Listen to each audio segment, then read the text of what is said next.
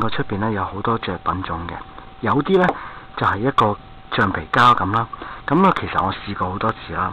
咁因為如果你買呢一種呢，因為呢一種呢好多車呢都唔係咁啱嘅，就要視乎你嗰個 size 呢係 for 嗰個 oil filter 呢，就係實質呢就係個 size 嘅。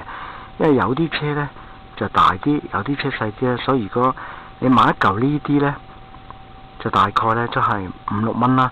但係你只係 for 1-2架車用啦。咁如果譬如話你換咗第二種車呢，就其實就唔係咁用到啦。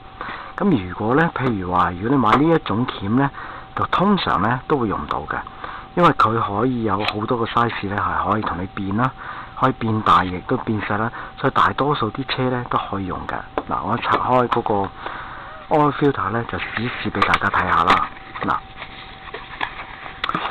其實呢就係因為架車好多車呢啲 size 都唔同嘅，所以呢通常呢你出到去呢就配翻你嗰個 oil filter。如果你買呢種級呢，你仲要走去試下啦，就吸住佢啦，睇下個位 fit 唔 fit 啊。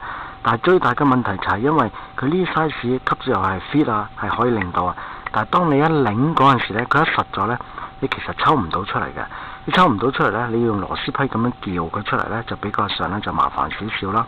所以通常呢，呢一隻呢就煩啲啦，同埋會搞到一手都係嗰啲偈油啦。但係如果你用呢一種呢，就比較上方便啦。因為點解呢？嗱，呢一種呢係咩 size 都可以用到嘅。嗱，譬方話，嗱，好似呢啲咁啦，你吸落去仲係鬆啦，咁你可以校嘅。嗱，將佢咁樣褪翻細咗啦。當你褪翻細咗之後呢，嗱，你一鉗實佢呢，嗱，實質呢就可以咬實咗嘅，係好實嘅。咁如果譬如話嗰啲 size 再闊啲呢，你可以頂到去上邊嗰個位啦。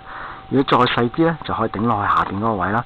其實呢，就呢一隻呢，就比較上係多用途啲啦。所以通常呢，我就會 suggest 啲人呢，就買呢一隻款啦，因為呢一隻款呢比較會好用啲啦。咁所以呢，就睇下大家視乎呢，就中意邊隻款啦。咁我就中意呢一啲款呢，就因為比較上就容易一啲啦，就比較上易搞啦。嗱，之後呢，就係話呢一隻款呢，就大概呢個價錢呢，就係20蚊啦。咁而呢一種價錢呢，大概6蚊到啦。